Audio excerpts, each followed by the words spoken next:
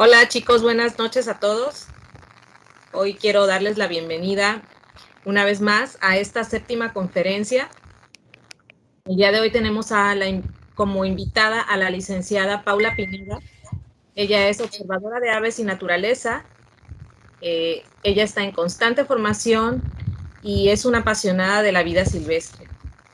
Además, es creadora del primer programa de rescate de vida silvestre de la Riviera en el fraccionamiento Punta Tiburón. Es fundadora y presidente de la asociación civil Birds and Nature. Es coordinadora del programa de aves urbanas de la Conavío para Boca del Río y Alvarado. Y el día de hoy nos va a hablar de la importancia de la ecología, tal cual se titula esta séptima conferencia. Algunos de ustedes ya han tenido un acercamiento con ella, ya tuvieron una actividad en la que pudieron apoyarla. Y bueno, el día de hoy vamos a tener un acercamiento más, pero ya nos va a hablar directamente de la ecología. Buenas noches, licenciada Paula. Muchas gracias por acompañarnos el día de hoy. Buenas noches, gracias por invitarme a la plática. Bueno, los dejo con la licenciada Paula. Adelante, licenciada. Gracias. Bueno, pues es un gusto estar aquí con ustedes y estar hablando de este tema que para nosotros es muy apasionante. Y pues como dicen, es la importancia de la ecología. La ecología es la interrelación entre los seres vivos, cualquier ser vivo y su entorno y el medio en el que vive. Entonces, ahora vamos a platicar de esta relación, pero enfocándonos específicamente en las aves, y les vamos a explicar por qué nos estamos enfocando principalmente en las aves. Bueno, pues empiezo a platicar. La primera parte es presentarnos, nuestro objetivo principal como asociación Birds and Nature es la educación ambiental, el conocimiento y la divulgación de la ciencia y promover sobre todo un concepto que se llama ciencia ciudadana. Y me gusta mucho hacer mucho énfasis en este concepto porque es una forma de conectar a las personas con la naturaleza. No solamente explicarles y hablar en términos científicos y contar lo que está pasando, sino llevarlos a la naturaleza y lograr que sean ustedes mismos o las personas que están haciendo esta actividad. Promovemos la parte para dar educación, para promover el conocimiento de la naturaleza, es por medio de la observación de aves y de la ciencia ciudadana. Y la ciencia ciudadana, también hacemos algunas otras actividades de las cuales ustedes también ya nos han acompañado, que son, por ejemplo, hacer reforestaciones. Hacemos eventos de ciencia ciudadana, que son los que les comentaban, donde los invitamos a hacer identificación, conteo, conocimiento de las aves que se encuentran. Hacemos también limpiezas, en donde también no solamente es una limpieza, sino también promovemos la ciencia ciudadana porque reportamos exactamente qué es lo que se está recogiendo, y todo esto se reportan a plataformas a nivel mundial para que se obtengan resultados, que no se quede esta información o esa actividad en un solo día, en un solo momento, sino que tenga un impacto en la información que tenemos, tanto de qué es lo que está pasando con la basura, en este caso, o lo que está pasando con nuestro entorno, con la naturaleza, y principalmente nosotros que nos enfocamos a las aves. Y la siguiente, Rafa. Ahora, ¿qué es la ciencia ciudadana? ¿No? Que les he estado platicando. Bueno, la ciencia ciudadana es que el ciudadano común que no tiene un estudio científico o no tiene un conocimiento de biología, de investigación, de todo esto que se requiere para hacer proyectos de investigación. Sin embargo, todos podemos hacer una parte del método científico que es la más importante, que es observación. Todos podemos observar a la naturaleza, todos podemos apoyar a la investigación, a la conservación, haciendo registros de lo que estamos viendo. Eso es una parte que como ciudadanos podemos apoyar a la conservación. Y tenemos dos plataformas o promovemos básicamente dos plataformas principalmente. La primera que se llama Naturalista, que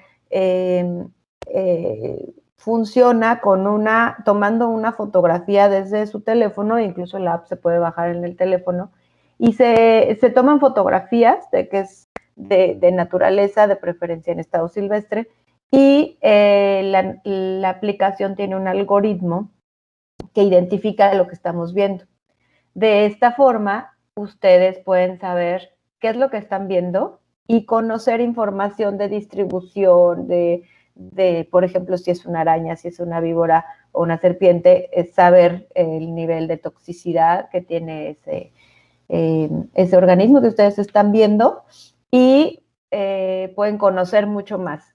Por ejemplo, estamos en un proyecto con unos niños de 6º año y vieron uno que para un animalito, tomaron una observación de un animalito que para ellos era un azotador. Y un azotador, pues, normalmente quema y a veces da calentura, ¿no? Entonces, a la hora que subieron la observación a naturalistas, se dieron cuenta que no era un azotador, sino que era una oruga y que se convertía en una hermosa morfo azul, una mariposa azul preciosa. Entonces, de ser un animal, un bicho al que a lo mejor le tenían miedo, pasó a cuidarlo y protegerlo porque era una hermosa mariposa. Claro, aún el bicho que hace, aún el azotador también habría que cuidarlo, pero finalmente lo importante es que estén conociendo lo que tienen a su alrededor y que sepan que las cosas no son terroríficas. Y la otra plataforma que promovemos, que ya requiere un poquito más de conocimiento acerca de las aves, es eBird, en donde nosotros registramos cada que salimos, hacemos una lista de las aves que observamos, pero no solamente qué aves vemos, identificarlas, sino que también se hace un conteo, cuando son pocas se cuenta, cuando son muchas se hace un estimado, y todo eso se sube a esta plataforma que se llama eBird. Con eso, con esta información que todos los observadores de aves a nivel mundial suben en estas listas, en estos registros, se puede obtener muchísima información. Si me puedes pasar la página, Rafa, se puede obtener mucha información de tal forma que el laboratorio de Cornell junta toda esta información. Esto es lo que les decía de la plataforma eBird, que es la herramienta con la que nosotros subimos la información y la registramos, que es la parte principal de la ciencia ciudadana. Y en la siguiente, Rafa, lo que se logra una vez que todos los observadores de aves, que no necesariamente son biólogos, sino que son gente que es observadora de la naturaleza, se puede obtener mapas de abundancia como en donde podemos ver, si se meten ustedes a la aplicación, esta es una fotografía, pero pueden ver por mes cómo se van moviendo las poblaciones de aves. Aquí es específicamente de este pajarito, que es uno de mis favoritos, que se llama colorín 7 colores, y se puede ver cómo va migrando por mes incluso. Podemos ver cómo se va moviendo por mes. La parte roja se ve que es donde el área de reproducción, donde migran en la época de reproducción, y la parte azul es las zonas donde migran cuando están en la época, cuando van a invernar. Entonces, toda esta información sirve para crear modelos como estos. Entonces, si se fijan, cualquier ciudadano, cualquier persona puede ayudar con información a la conservación y al conocimiento al conocimiento de los comportamientos, de la riqueza y de abundancia de las aves. Hablando de riqueza, me refiero a la cantidad de especies, y abundancia me refiero a la población de cada una de estas especies. La siguiente, Rafa, por favor.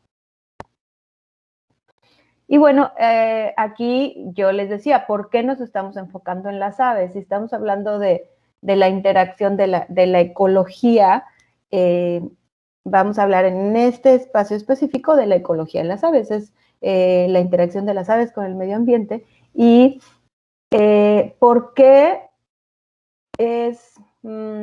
nos enfocamos en observar las aves y por qué es una herramienta importante para impartir educación ambiental? Bueno, principalmente porque las aves son lo más fácil de ver, porque lo único que se necesita es voltear al cielo, no te tienes que levantar piedras para buscar una serpiente o meter en alguna selva cerrada para encontrar alguna araña en específico, ¿no? Sino que las aves se pueden ver desde cualquier lugar, desde cualquier zona, urbana, semiurbana, rural, o un bosque, una selva. Desde cualquier lugar podemos ver aves, así que todas las personas podemos ver aves. Y otra es que son un bioindicador del estado de salud de los ecosistemas, por varias razones. La presencia o ausencia de aves nos indica la salud de los ecosistemas. Entonces, si ustedes ven una zona urbana donde casi no hay árboles, donde casi no hay áreas verdes, parques, y abunda el concreto, pues ustedes van a ver que las aves que más se pueden ver son las que tienen una dieta muy amplia y pueden comer casi cualquier cosa, incluso basura. Entonces, van a encontrar específicamente ese cierto tipo de aves, ¿no? En la medida de que vamos viendo más vegetación, otro tipo de árboles, va cambiando las aves que vamos a ver. Entonces, por eso es que son un indicador de la salud de los ecosistemas y nos dice cómo estamos. Pero lo más importante, y una vez que nos damos cuenta de por qué es importante saber y ver la salud de los ecosistemas, por qué es importante saber si hay o no hay aves, les voy a contar la historia de lo que utilizaban los mineros. Cuando entraban a las minas, no había aparatos para medir la cantidad y la calidad del oxígeno, entonces ellos se metían con un canario. Este canario, pues tiene su organismo detecta rápidamente gases tóxicos y la carencia de oxígeno. Entonces, cuando el canario se moría, pues salían corriendo de la mina, ¿no? Entonces, eso nos muestra la importancia de ver a las aves, de ver si existe su presencia o ausencia, es muy importante porque nos está diciendo si las aves no están respirando, si hay un problema, si no están apareciendo, pues entonces, ¿qué dice de la salud de nosotros? Entonces, aquí el problema es que nosotros no nos podemos salir de la mina, nosotros vivimos en este planeta y nosotros no podemos correr a otro planeta. Entonces, por eso es tan importante conocer el estado y por eso es tan importante observar específicamente a las aves, que son uno de los un grupo de animales más importante para poder detectar la salud de los ecosistemas. La siguiente, Rafa, por favor. Y bueno, les copié este pequeño parte de una página de Sea of BirdLife, que es una página española.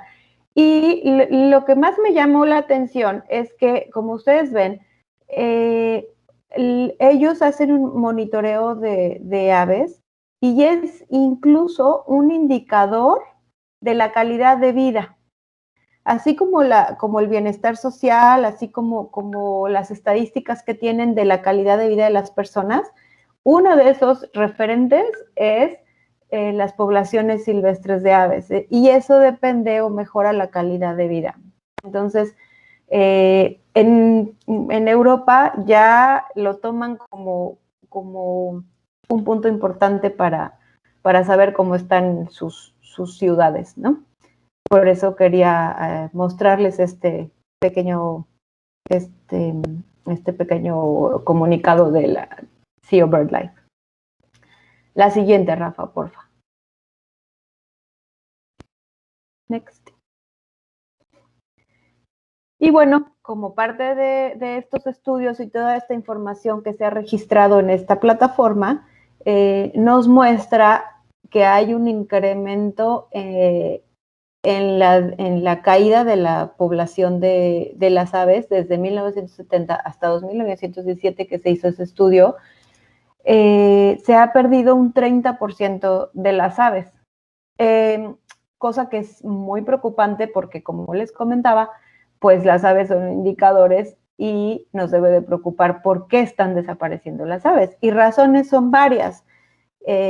Seguramente se podrán imaginar pérdida de hábitat y todo lo que ya conocemos, pero hay algunas que nos corresponden directamente y específicamente a los seres humanos, ¿no? Bueno, la mayoría, todas, pero a veces pensamos que esto le corresponde a los gobiernos, que esto le corresponde a las grandes empresas, que esto le corresponde a los empresarios, pero en realidad muchas de estas acciones las hacemos las personas comunes y corrientes, pero también podemos explicar cómo podemos nosotros ayudar. Precisamente hablando de este tema, ¿qué es lo que nosotros estamos haciendo para afectar al el medio ambiente general y en los ecosistemas? Y uno de los principales motivos de pérdida de hábitat es la deforestación, la urbana, que realmente es la menor. La deforestación por urbanización es la menos preocupante de todas.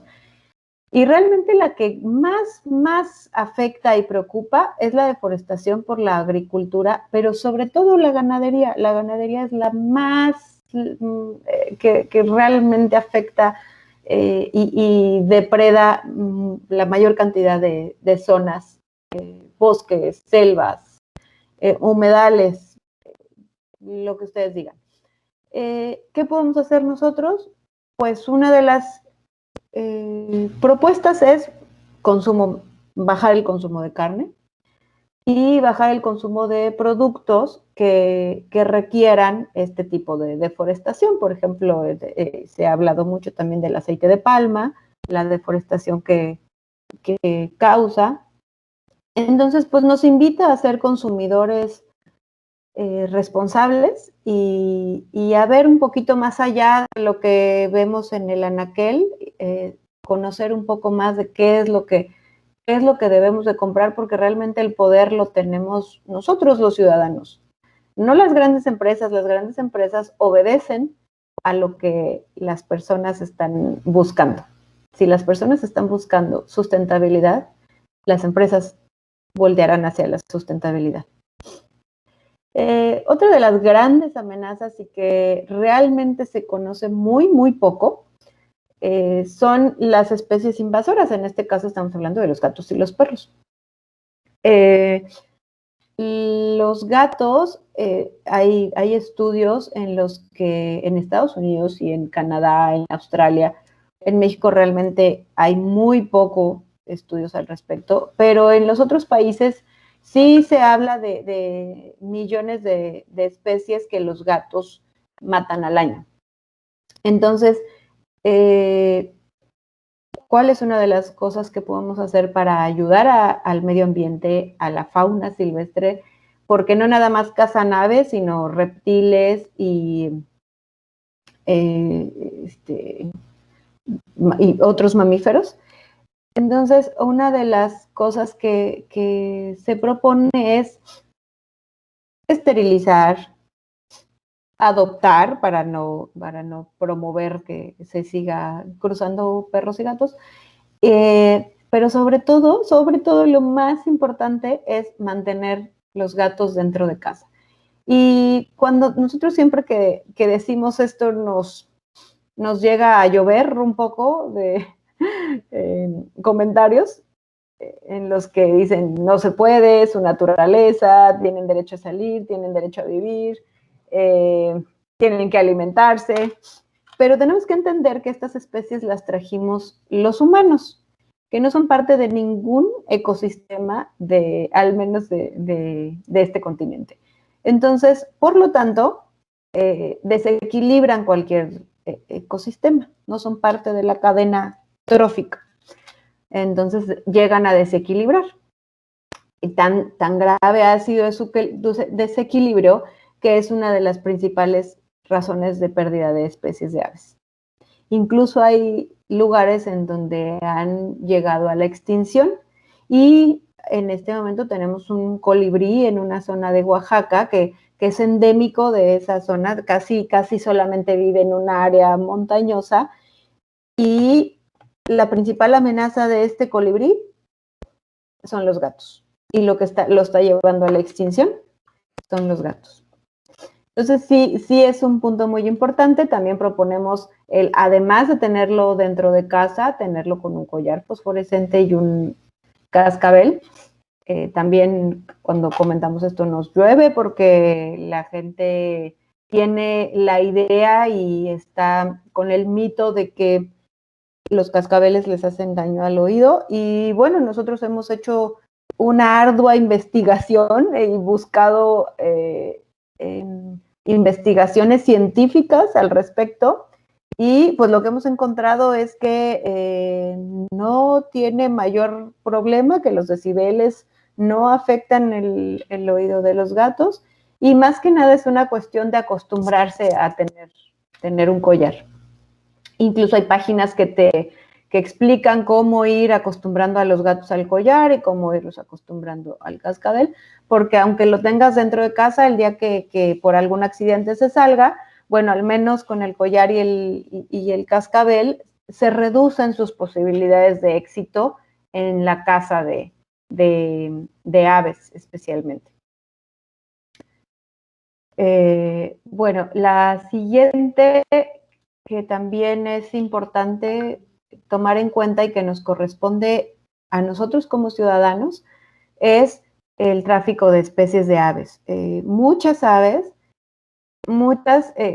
por ejemplo, los loros en este caso han sido una de las principales causas de llevarlos están al borde de la extinción, es precisamente el tráfico de especies. Y es muy común, supongo que muchos de ustedes lo habrán podido ver, mucha gente tiene loros en su casa y debo decirles que están protegidos por la ley, está prohibida su tenencia.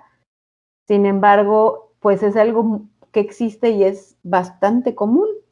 Y hay algunas especies que cuando se hizo esta prohibición de la venta de los loros, empezaron a traer especies de otros países, especies de guacamaya, loro, y el problema, aunque es legal, está permitido, el problema, hay dos problemas. Y uno es la manera en la que los transportan es realmente cruel, es una cuestión verdaderamente triste, y además el 80% de las especies que transportan se mueren en el camino. Entonces, para que alguno de ustedes tenga ese lorito, esa guacamayita en su casa, es porque murieron el 80% en el camino. Entonces, pues básicamente los invitamos a observar las aves en la naturaleza y no en las jaulas. Bueno, en cuanto a contaminación por plástico, creo que no me voy a detener mucho porque incluso creo que ustedes han estado participando en Reciclemos y Ayudemos, ¿cierto? Entonces, sí, Rafa, si me puedes decir, la mayoría de ustedes han estado en la separación de desechos, ¿no? Así que... Sí, de hecho, mañana tenemos una actividad referente. Ándale, sí, bueno, entonces no tiene caso que me detenga mucho en pues el no utilizar plástico. Bueno, sí tiene caso porque cuando han ido a las reforestaciones no llevan su termo. Entonces creo que sí me voy a detener porque recuerdan, yo les decía, llevamos garrafón, pero no vamos a comprar, no vamos a usar desechables, cada quien lleve su termo, lo tienen que tener tatuado. Entonces, bueno, insisto en este punto. Nosotros en todas las actividades que hacemos no damos desechables bajo ninguna circunstancia. Siempre pedimos que lleven termo y pues invitar a la gente con el ejemplo y comunicando que la cantidad de plástico hace una afectación terrible en los océanos, en los manglares, en nuestras especies de fauna. El uso de todos estos plásticos de un solo uso, pues es realmente una afectación terrible en las especies marinas, sobre todo las especies marinas son las más afectadas por este problema. Y otro punto que para las aves específicamente es muy, muy fuerte y estoy segura que muy pocos han escuchado, son las ventanas. No sé si les ha tocado que algún pajarito choque con alguna ventana, no sé si lo han llegado a ver, pero es más común de lo que creemos. Y la razón es porque ellos no pueden diferenciar, no tienen la capacidad de ver algo transparente, no tienen la capacidad de verlo. Entonces, una de dos, o creen que es un espacio libre, vacío, o ven el reflejo de un árbol o ven el reflejo del cielo y entonces igual creen que está vacío. Entonces, proponemos que en los lugares donde ha sido recurrente que lleguen a estos problemas, hay que poner, se propone, hay muchas opciones, desde utilizar el arte para hacer algún dibujo o pegar estos viniles que hace que se vea como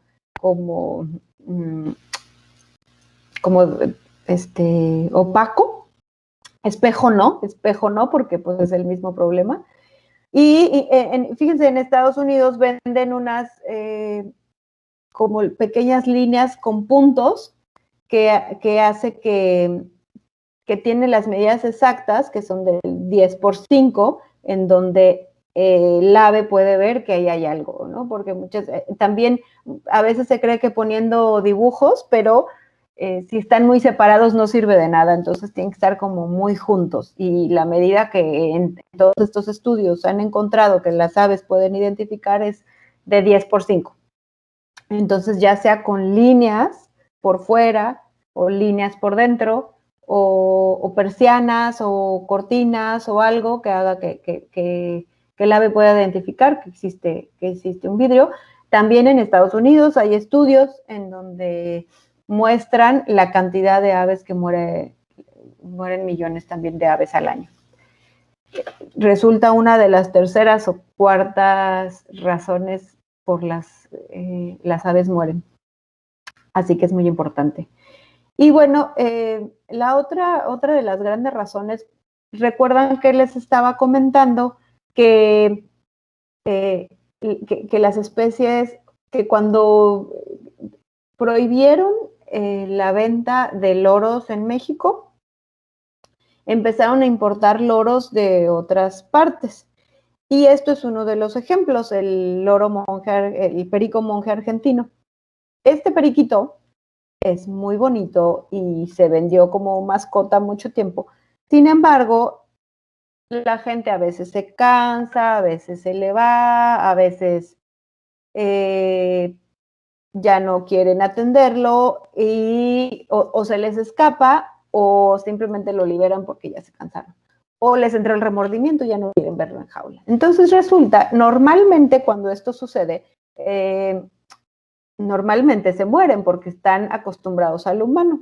Sin embargo, este periquito fue muy hábil y se adaptó tan bien que el día de hoy es una plaga y compite con alimento, con lugares de anidación, con territorio, con los loros nativos, cosa que pues es una gran desventaja. Entonces, ahora es un problema, este loro es un problema. Entonces, Uno, insistir en, pues, no tener aves en jaula, de preferencia. Aunque sean legales, a veces resulta legales. Incluso hay lugares en donde se pueden comprar aves locales, aves locales de manera legal. Sin embargo, pues tenemos estos problemas. Uno, que a veces terminan afectando a final de cuentas a la naturaleza. Y el transporte, lo que les comentaba, ¿no? El transporte. Entonces, la paloma, por ejemplo, es otra especie invasora, pero ya tiene tanto tiempo en México y está tan adaptada que incluso pues ya casi se le considera como una especie local. Pero hacen otro de los efectos que hacen precisamente los loros es que sus nidos son tan pesados que incluso llegan a tirar estructuras, cables, torres de cables, entonces resultan bastante, afectan bastante a tanto estructuras humanas como animales. Y bueno, finalmente, después de decirles cuáles son las amenazas de las aves, por qué debemos de observar a las aves y preocuparnos cuando las aves no están, otra de las razones es que las aves nos dan beneficios, nos dan muchos beneficios ambientales. Y los beneficios principalmente son control de plagas, porque, por ejemplo, en cuanto comen mosquitos o comen ratas, ratones, y hacen que ese equilibrio permanezca. En la medida en que esas aves no están, se incrementan las especies que a lo mejor no nos gusten tanto que estén ahí, ¿no? Otra de las funciones son la polinización, además de otros insectos, también las aves son polinizadores. También la dispersión de semillas, de manera que ellos comen de los árboles, por eso comentaba, cuando hay diferentes especies de árboles, a cuando hay árboles frutales, llegan otras especies de aves y estas mismas especies se encargan de dispersar semillas y entonces tenemos más árboles frutales. Por ejemplo, los opilotes hacen hacen limpieza porque se comen los restos que ya están descompuestos y tienen una capacidad de convertir ese alimento descompuesto en nutrientes que desechan y que nutren la tierra. Entonces, pues realmente están haciendo un ciclaje importante. Y el equilibrio en las diferentes especies, porque pues son parte de la cadena trófica y debe de mantenerse ese equilibrio. La que sigue, Rafa. Esta parte me gusta mucho platicarla porque es donde ya entra más la pasión, donde ya entra más el gusto. Son fuente de inspiración para pinturas, para fotógrafos. Hay muchos fotógrafos de naturaleza que se enfocan exclusivamente en aves. Y bueno, es un gusto poder fotografiarlas, verlas, disfrutarlas en la naturaleza. Además, trae muchos beneficios en la parte mental, porque pues está el contacto con la naturaleza, sentir el viento, conectarse con esta capacidad que tiene la naturaleza de sanar y con esta capacidad, con esta abundancia es sanador. Entonces, bueno, aparte de toda la cuestión científica, biológica y todo lo que podemos decir en cuanto a la ecología, pues también a los seres humanos nos trae muchos beneficios. Para nosotros es una terapia, es más bien es evitarnos una terapia, el poder ir a observar aves y estar en la naturaleza.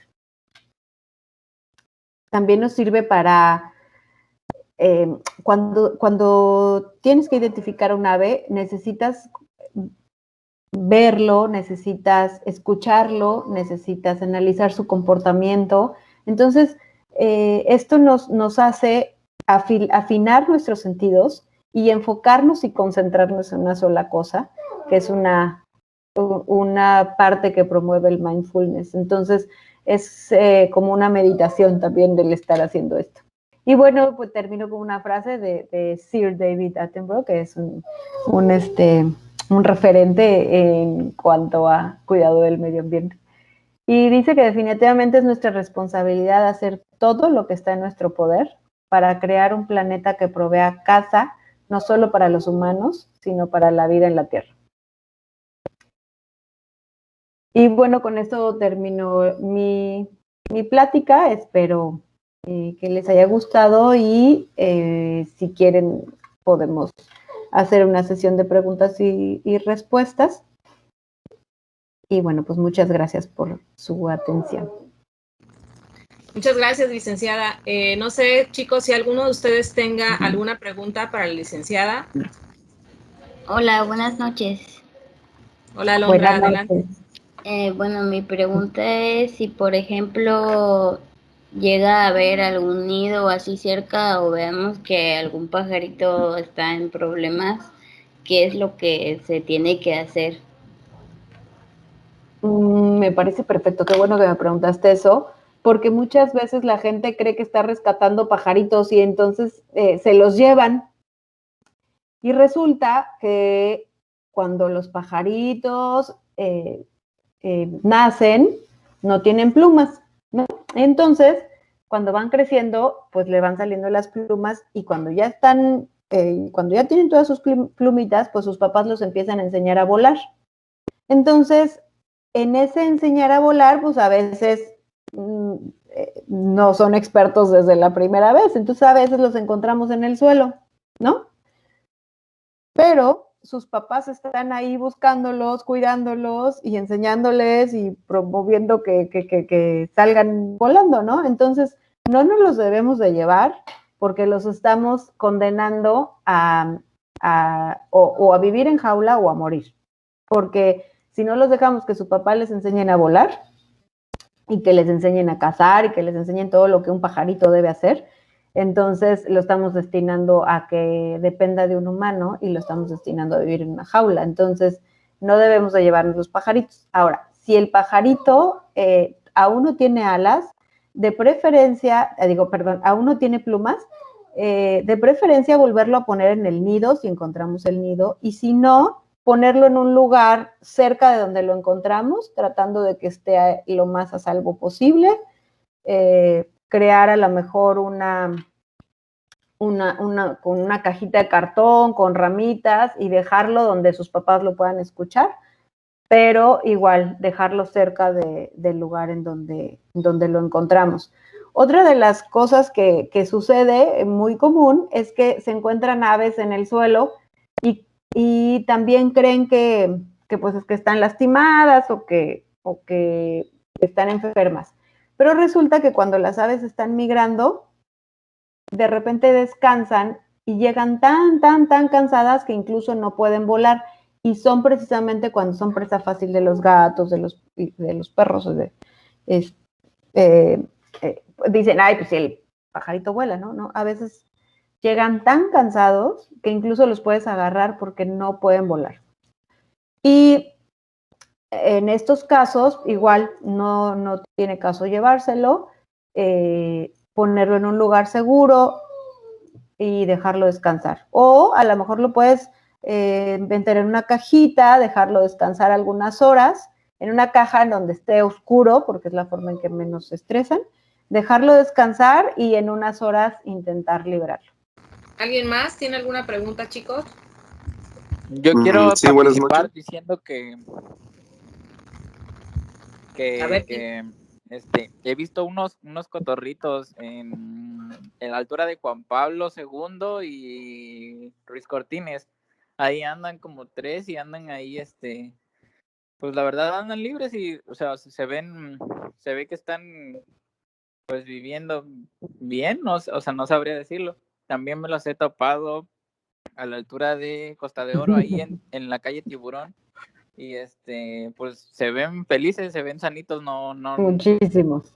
Y pues la verdad sí da cosita y dan ganas de querer agarrar uno, pero pues a la vez no, porque pues igual son animales protegidos y se ven muy bonitos, la verdad, ahí.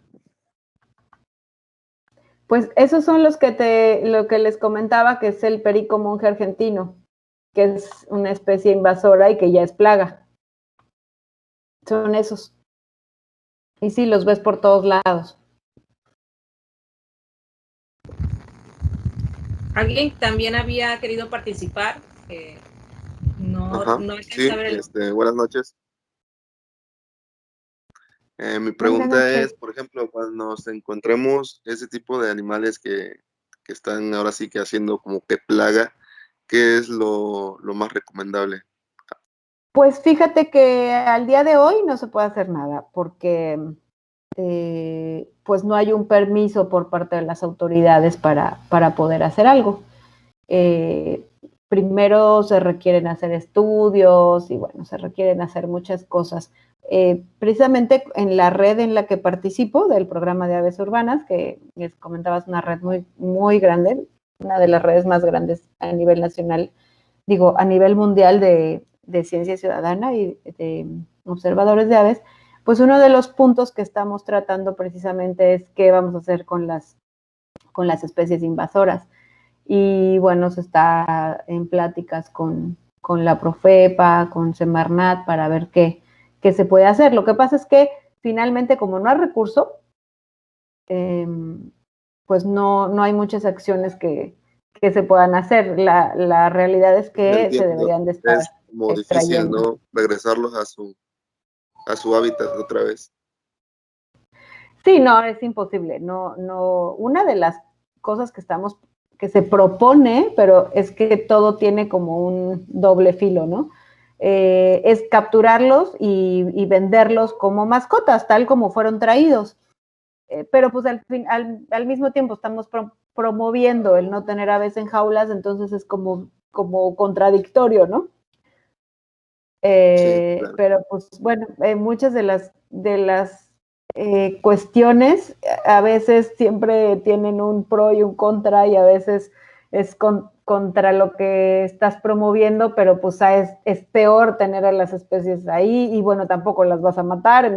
Por ejemplo, en España, de plano, o sea, ahí sí no se van con miramientos y los capturan y los matan, punto. Ahí no se tocan el corazón. En Australia también, en Australia matan millones de gatos al año, y también cualquier especie invasora no se están con miramientos. Entonces, pues es un poco complicado porque el naturalista o a lo mejor el científico recalcitrante va a decir, mátalos, ¿no? Y a lo mejor, pero pues se está contraponiendo con todo lo que las leyes y lo que están promoviendo del cuidado de la protección animal. Y entonces, pues te digo, a lo mejor encontrar un punto medio y promover que tengan este tipo de ave en cautiverio, a lo mejor no es tan contradictorio como pareciera, ¿no? Bueno, pues muchas gracias, chicos. Si no tienen más preguntas, esto sería todo. Rafael, ¿quieres decir algo? Sí, muchas gracias, Paula. Nos has enriquecido con todos tus conocimientos, cuestiones que desconocíamos sobre las aves, la importancia que tiene el observarlas y el saber que nos están indicando que está pasando algo en nuestro ecosistema. Y pues ya sabes, cuando tengan alguna actividad, compartan y vamos a ayudarlos. Gracias, chicos, por estar aquí. Espero les haya servido y nos vemos mañana en la actividad en Reino Mágico.